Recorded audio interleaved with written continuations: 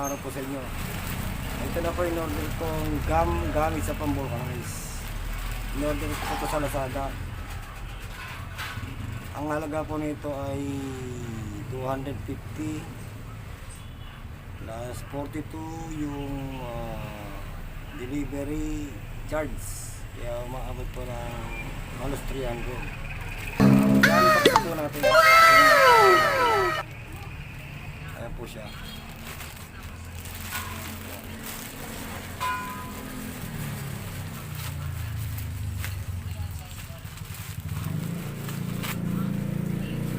Ito na po siya.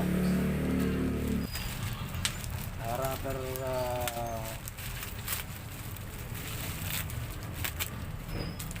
ano po. Ito ay gagamitin natin para dito sa pang-vulcanize natin. Ayan na po. Sa natin kung gaano kahaba. Ayan po.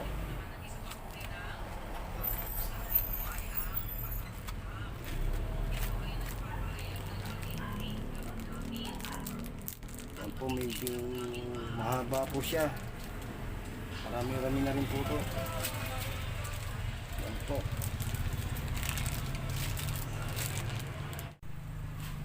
Ito gago. Pental pen po ito. Pental pen na sira. Ito po ay gagamitin nating pangkayod o pangliha sa interior. Ito na po. At saka isang liha. Liha pong maliit. Lagyan po natin ng rugby. Ganito lang po yun.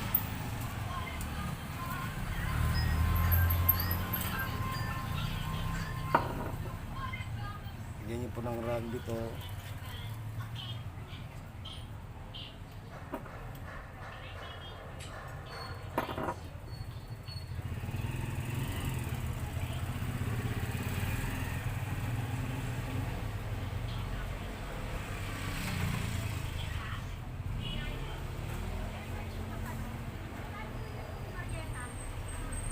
Tapos po papatuyuin lang po natin para dito natin ididikit ang ating liha. Paikot po, paikot. Patuyuin lang po natin. Patuyo na po, sukatan po natin yung liha. Dito po. Dito. Ganyan po. Ay, ikakat po natin. Hanggang dito ang lapad, yan. Gugupitin po natin. So, gugupitin natin dito. Yan po. Tapos, shoo! Didikit po natin siya rito.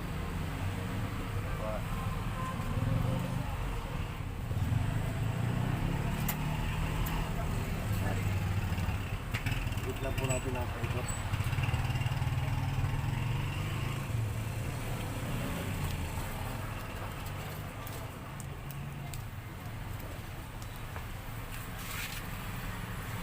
Kahit na ano pong bilog, curtain bilog, pwede kayong gumawa. Ito lang po, sample lang po ito.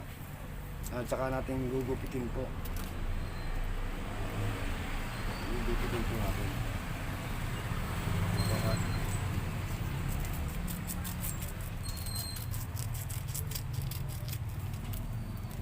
Ito bang ginagawa ko to ay sample lang po.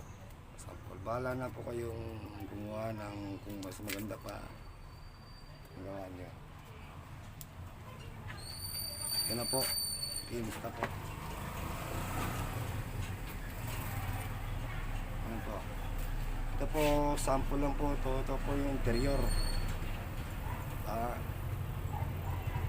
Halimbawa po nandito po ang butas. Gawin po natin dyan. Ikiskisin po natin.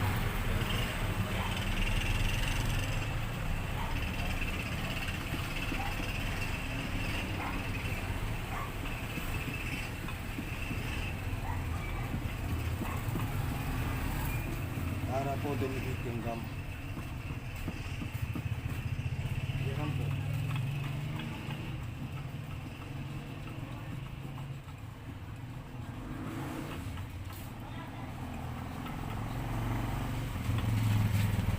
Ayun po, ito na po siya.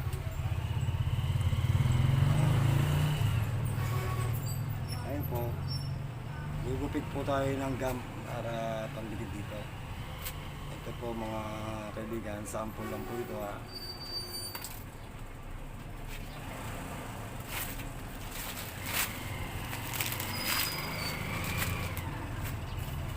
Gugupit po tayo ng kapiraso.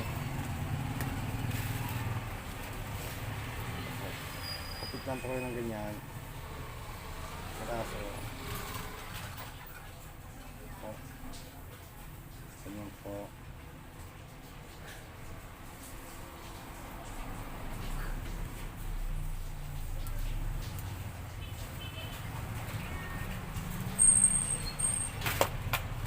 Tapos po tatanggalin po natin yung balat. May balat po yan. Tapos natin tatapal dito.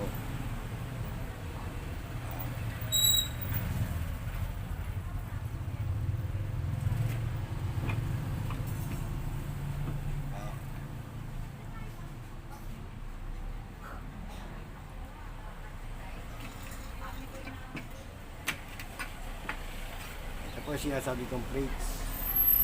Unahin muna natin yung plates dito para po hindi masunog ang ating at hindi dumikit ang ating gum sa plancha. Ito lang po. Tapos lalagay na po natin.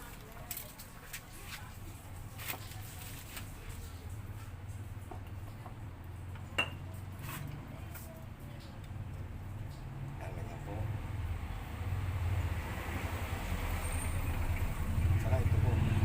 Ayan na natin natin yung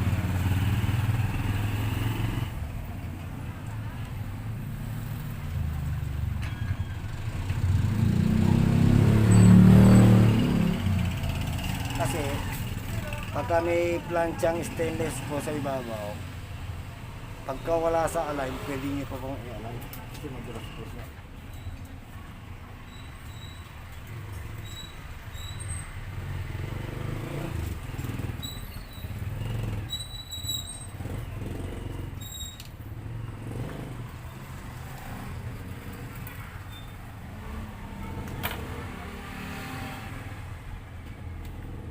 Ngayon po, isasaksak na po natin siya.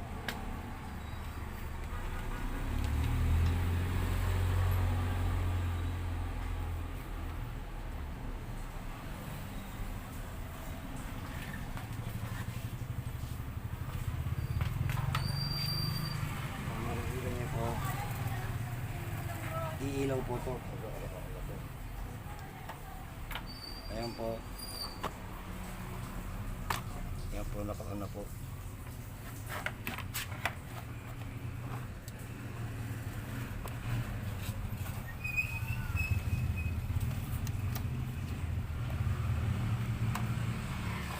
Ayan na po. Iniinit na po yan. Bilang lang po yung mga 30 seconds. Pwede na po yan.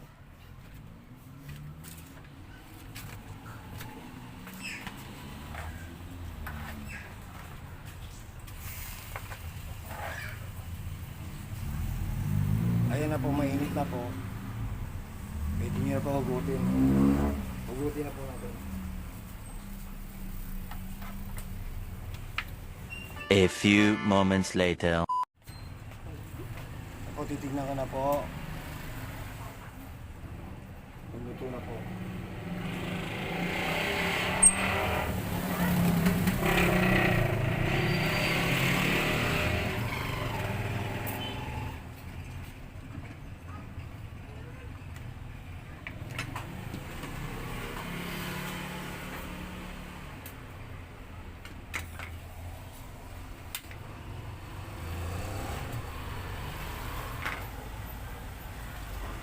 Ito na po siya. Mainit pa po, mainit. Ginagawa mo.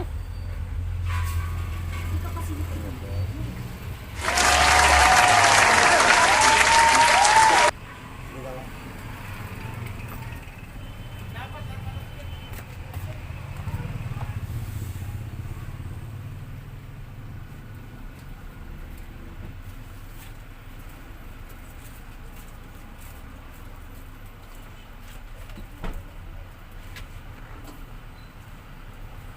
Ayan po, maganda po ang luto. Ayos po yung si Lazada. Ganyan na po. Parang walang nangyari.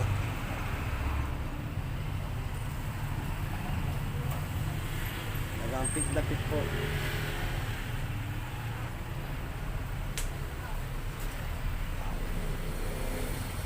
Ito.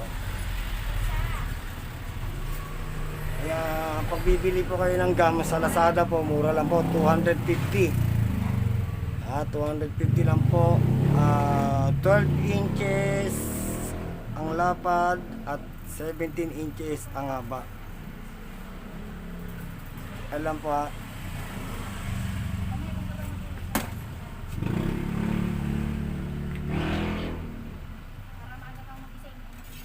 Huwag niyo kalilimutan, kailangan po may plates kayong ganito para hindi po dumikit ang gum. Pwede rin po yung mga nakikita niyo sa tray, yung mga pinaglumaan ng tray na aluminum. Meron pong nakikita akong gano'n na pwede po. Kung wala kayong ganito. Aluminum tray yata po yun, pwede yun. Kahit na mga pinaglumaan lang po. Ito po stainless po to, stainless na manipis. Para po hindi dumikit ang gum sa plancha dito. Kailangan po meron po to. Yun lang po. Maraming salamat po.